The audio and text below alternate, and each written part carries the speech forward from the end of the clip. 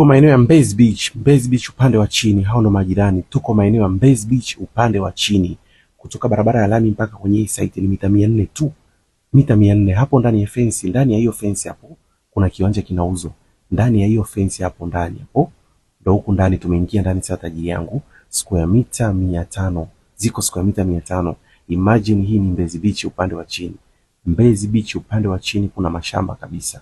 Tajiri yangu, njoo ukatiwe kiwanja hapa. Unakatiwa square mita 500 unazichukua. Mbezi Beach upande wa chini tajiri yangu, square mita 500 kwa milioni 165 ni ngumu sana kuzipata, lakini leo nimekuletea hapa. Mbezi Beach upande wa chini kutoka lami hadi pa site mita 400 tu.